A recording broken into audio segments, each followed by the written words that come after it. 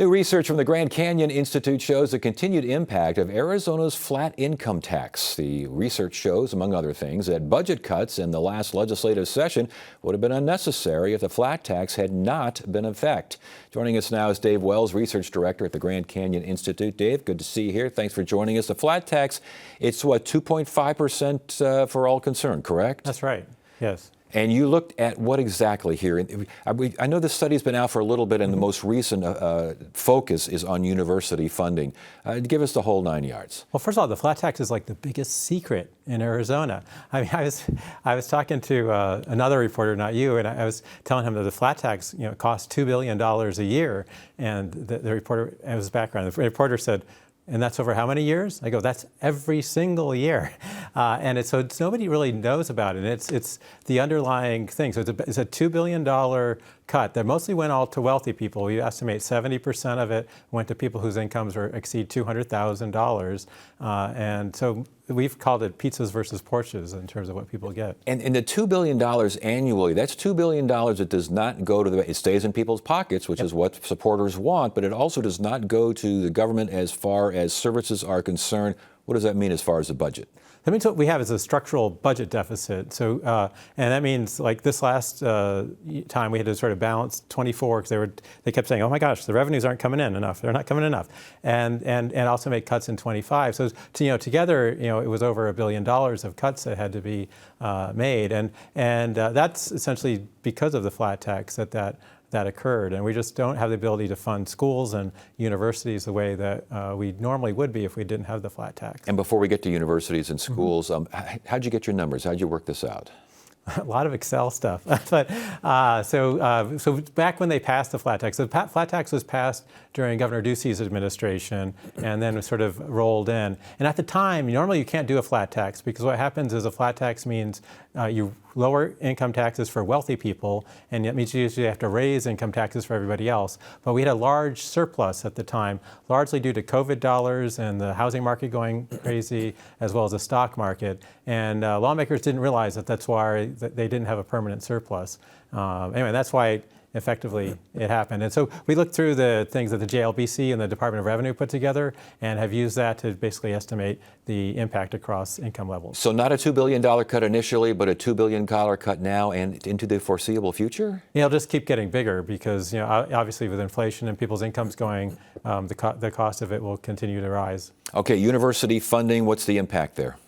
Well, it means that instead of wealthier people paying added taxes, the students at ASU are going to have to pay $350 more a semester, and that's so basically we're transferring costs because the state has systematically defunded universities. We did a paper back in 2012, and at that time we noted that in 2002 the state funded universities 40% more than prisons, and in 2012 it was 40% more for prisons than universities. And since then we've had additional relative cuts to universities, so it's gotten even worse. We should mention ASU is also closing the Lake Havasu campus. Yes. And U of A's got problems even before this even starts. Yeah, there's a real mess at U of A. I mean, they're still paying former President Robbins a very hefty salary, and a lot of the faculty there have serious workload issues, and their pay is really low. There's some really serious problems, and it's a combination of a lot of different factors at U of A. As far as the Arizona Teachers Academy is concerned, that was a big deal, the idea of teaching, instructing and recruiting and retaining these teachers so that they would stay in the state and they would get this and the state would get that. Now that's all gone. Well, or unless the university is going to fund it. So the way it worked was that they would added aid on top of whatever aid you had, so you were going to go tuition free. And now that's sort of the rug's been pulled under that. And we already know, we just had another survey out that we have a teacher shortage, and trying to maintain the base of teachers so we can have a solid educational opportunity for our students in Arizona is undercut by these kinds of cuts by the legislature. That was a guaranteed scholarship program, correct? Yes, it was. And then in turn, then you have to teach in the K-12 system. So universities would have to cover that. I mean, but that's something that could come back to the fore, I would think, as sessions go on. Right, but except it's just going to be something that's on the line every time, potentially, depending on revenues. University funding is on the line a lot because, correct me if I'm wrong, there really is no funding formula. There are funding formulas for other things, not university funding. No, and like if I was on ABOR, I think they should be suing the state because universities are supposed to be as close to free as possible according to our Constitution, and what the state has been doing is consistently defunding universities. So they've had to come up with different ways of raising revenue. Like ASU